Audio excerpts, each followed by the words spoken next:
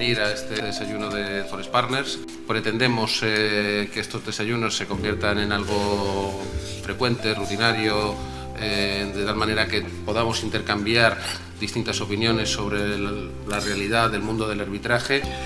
Cuando se preparó el actual anteproyecto de Código Mercantil, hubo consenso respecto de rechazar los arbitrajes de equidad y mantenernos en el mundo del arbitraje de derecho. Se decidió prescindir de la posibilidad del nombramiento por un registrador mercantil. La administración del arbitraje y la designación de los árbitros ahora es absolutamente, si prospera el texto, competencia de una institución arbitral.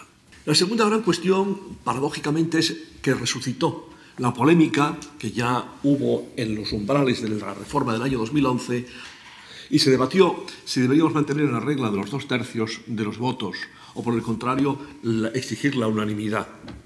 Éramos, yo creo que una sustancial mayoría, los que considerábamos que la regla de la unanimidad significaba coartar extraordinariamente la propia vida del arbitraje. Y por último está el tema debatido de si debemos admitir o no debemos admitir el arbitraje en los estatutos de las sociedades cotizadas.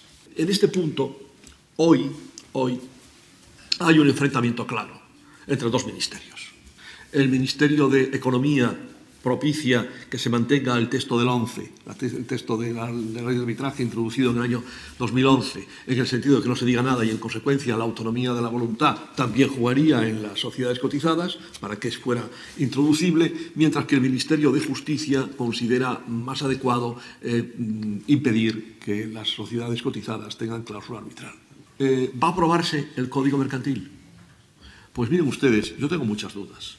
Tengo muchas dudas por razón de calendario, porque, febrero yo creo que, salvo que se restrinja mucho el periodo de enmiendas y no parece que sea lo más adecuado para un texto de estas características, es ya demasiado tarde para que dentro de esta legislatura pudiera aprobarse. Desde el CEA vemos con bastante preocupación esta propuesta de cambio legislativo. Si este texto entra en vigor, algunos pensamos que es una gran carga de sospecha sobre el arbitraje, que de hecho va a matar el arbitraje en las sociedades cotizadas. No va a haber sociedad que se atreva a introducir en sus estatutos un convenio arbitral si sabe que va a dar derecho de separación a los socios. No se va a arriesgar. Parece que hay una menor categoría del arbitraje frente a la jurisdicción, como si fuera menos apto para resolver los problemas societarios, cuando muchos pensamos que es mucho más apto para responder los problemas societarios por una sola razón, porque es más rápido.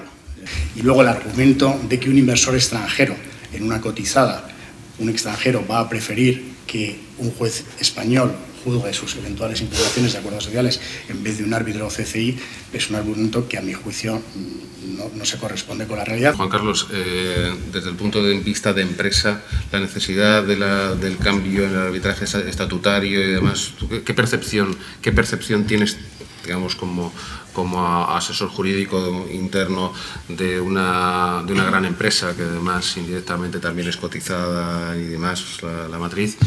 Afortunadamente, las sociedades que yo conozco poseen una razonable hegemonía interna que, de alguna manera, mitiga o contribuye a considerar reducible el ámbito de riesgo de futuros conflictos y, por lo tanto, la necesidad de incluir una cláusula arbitral en los estatutos de las compañías, en cuanto que es un instrumento todavía no suficientemente testado, puede esperar un momento posterior, una vez que hayamos visto cómo se pronuncia definitivamente el Gobierno.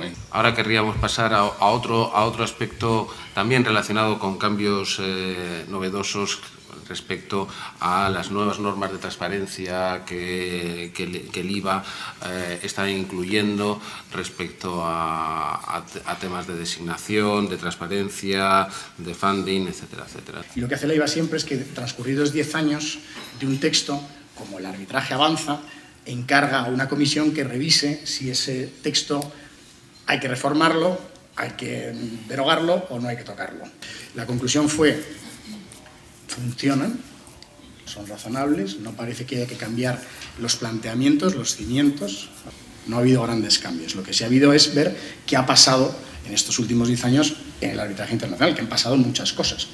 Es un tema especialmente sensible el de las designaciones de árbitros, porque hay dos intereses enfrentados.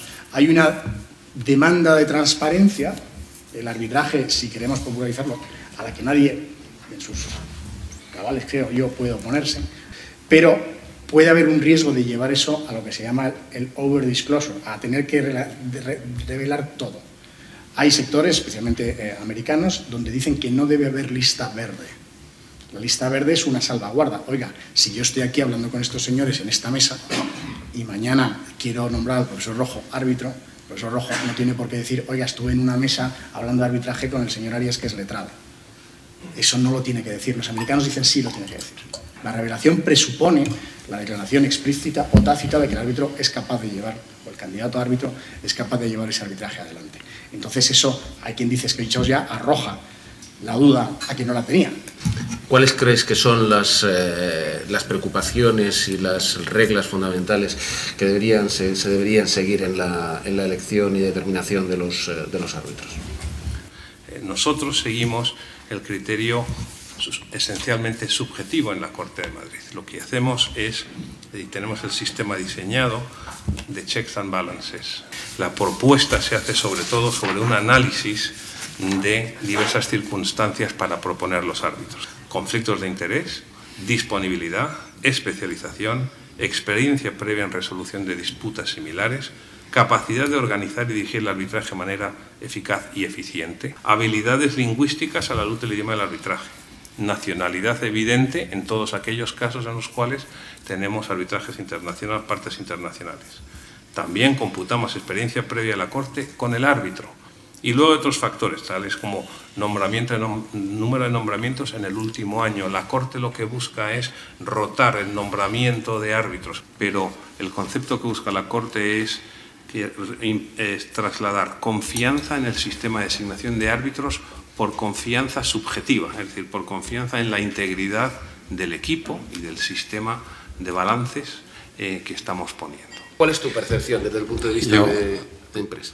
Si me preguntas descarnadamente, yo como parte, ¿qué tipo de árbitro elegiría? Evidentemente, en primer lugar, y no sé si será políticamente correcto, pero entiendo que contribuyo a la clarificación de lo que es el mundo real, el mundo de los hechos, elegiría un árbitro competente, por supuesto, un árbitro honesto, un árbitro ético, pero que comprendiera mi problema. Al final hay resultados y no se puede ir a un cliente diciéndole hemos perdido el asunto, tienes 1.000 millones de euros menos y agradece que elegí un buen árbitro, era absolutamente honesto, no dijo absolutamente nada de lo que sucedía en las deliberaciones y, por supuesto, de antemano, ni siquiera hablé con él, no comprendía para nada nuestro problema, no llegó a comprenderlo nunca. Los árbitros de parte están sometidos con frecuencia a una gran presión por parte del bufete de abogados que los ha propuesto. Y eso me parece que es un problema de educación de nuestros abogados. Respetar mucho la independencia del árbitro.